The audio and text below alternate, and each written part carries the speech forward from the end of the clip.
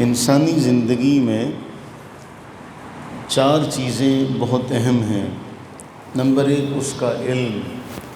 علم کا معنی ہے جاننا، دانستن، کسی بھی شے کی معرفت کا حاصل ہونا۔ دوسرا ہے انسان کا دل۔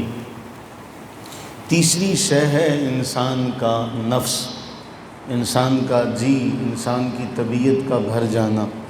چوتھا ہے کبھی انسان دعا مانگے تو اس کی آرزو یہ ہوتی ہے ہر شخص کی کہ میں جب بھی دعا مانگوں اللہ تعالیٰ میری دعا قبول فرما لے۔ نبی سرور عالم صلی اللہ علیہ وآلہ وسلم یہ دعا مانگا کرتے، اے اللہ میں ان چار چیزوں سے تیری پناہ میں آتا ہوں۔ اللہم انی اعوذ بک من الاربع، اے اللہ میں ان چار چیزوں سے تیری پناہ چاہتا ہوں۔ من علم لا ينفع، ایسا علم جو نفع نہ دے۔ ومن قلب لا یخشع، ایسا دل جس میں تیرا خوف نہ ہو، جس میں خشوع اور خضوع نہ ہو، جو ڈرتا نہ ہو۔ ومن نفس لا تشبع، ایسا نفس جو سیر نہ ہو، اس کی بھوک ہی کبھی ختم نہ ہو۔ ومن دعاء لا یسمع، اور ایسی دعا سے اے اللہ تیری پناہ چاہتا ہوں جو سنی نہ جائے۔ اب ان چار چیزوں میں ہم دیکھیں کہ اولاً حضور علیہ السلام نے دعا مانگی ایسا علم جو نفع نہ دے۔ اب اس علم کا تعلق خالق کے ساتھ بھی ہے، مخلوق کے ساتھ بھی ہے، یعنی جو علم انسان کو اللہ کے قریب نہ کرے، جس علم سے انسان خالق کے قریب نہ ہو تو وہ علم تو نہیں ہوا، وہ تو جہالت ہوئی۔ پھر جس علم کے ذریعے انسان دنیا میں اپنے رشتوں کی قدر نہ کر سکے، اپنے معاملات کو نہ جان سکے، بڑے چھوٹے کی تمیز نہ کر سکے، اچھائی اور برائی کی پہچان نہ کر سکے، تو پھر ایسے علم کا کیا فائدہ؟ تو نبی صلی اللہ علیہ وسلم نے اے اللہ ایسے علم سے تیری پناہ چاہتا ہوں جو نفع نہ دے۔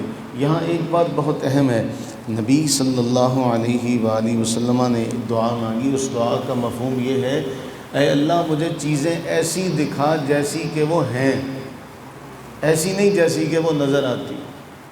تو ایسا علم جو نفع نہ دے، اس سے نبی علیہ السلام نے پناہ مانگی۔ اللہ تعالی ہمیں بھی محفوظ فرمائے ایسے علم سے جو نفع نہ دے۔ اللہ تعالی ہمیں نفع دینے والا علم عطا فرمائے۔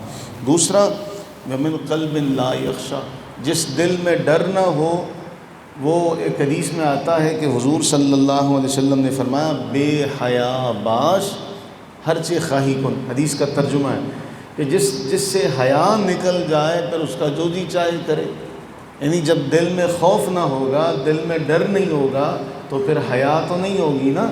تو جس کے پاس حیا نہیں ہوگی پھر اس کا جو جی چاہے کرے گا، نہ اس کو کسی بڑے کی، نہ کسی چھوٹے کی، نہ کسی رشتے کی، کسی کی اس کو پہچان اور فکر نہیں ہوگی۔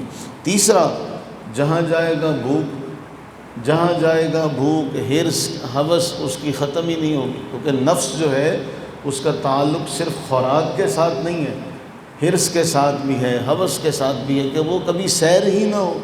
حضور اسلام نے اس سے بھی پناہ مانگی۔ اور سب سے آخری ہم اللہ سے دعا مانگتے ہیں، دعا کے محتاج ہیں، اٹھتے بیٹھتے چلتے پھرتے، تو وہ انسان جس کی دعا ہی قبول نہ ہو، تو ہم ایسی دعا سے بھی پناہ چاہتے ہیں کہ ہم اللہ کو پکاریں، اور وہ تو اللہ تعالیٰ کی ذات جس کے بارے ہمیں اللہ کے نبی علیہ السلام نے بتایا تم ہاتھ اٹھاتے ہو تو اس کو حیا آتی ہے، تمہارے اٹھے ہوئے ہاتھوں سے وہ حیا کرتا ہے۔ تو وہ رب جو انسان کے اٹھے ہوئے ہاتھوں کی حیا کرے، انسان جب مانگے گا تو اس کی حیا کتنی کرتا ہوگی، کہ جس کو انسان کے اٹھے ہوئے ہاتھوں سے حیا آتی ہے کہ اس نے میری بارگاہ میں ہاتھ اٹھائے ہوئے ہیں، تو جب وہ مانگے گا تو پھر اس کو حیا نہیں ہوگی، اس کو کتنی حیا ہوگی۔ اسی لیے کہ اللہ کے نبی علیہ السلام فرمایا اللہ تعالیٰ بہت حیا کرنے والا، اتنا کریم ہے، اتنا کریم ہے، اتنا کریم ہے۔ وہ ایک شعر ہے ہم نے کئی بار پڑھا، یا رب تو کریمی و رسول تو کریم، صد شکر کے ہستم میان دو کریم۔ اے میرے رب ہم شکر ادا کریں 100 بار بھی کہ تو بھی کریم ہے، تیرا محبوب بھی کریم ہے، دو کریموں میں ہمارا معاملہ۔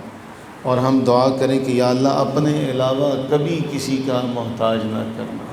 تو نہیں سنے گا تو پھر محتاجگی ہوگی نا۔ اس ایک جملے میں کتنا بڑا سبق ہے۔ جب اللہ تعالیٰ نہیں سنے گا تو انسان مخلوق کے در پہ جائے گا، اور مخلوق اگر آپ کو ایک وقت کا دے دے گی تو 100 بار گنائے گی، کبھی وہاں جا کے گئے کہے گی، کبھی وہاں کہے گی میں نے اس کو فلاں موقع پر دیا، میں نے اس کو فلاں موقع پر دیا۔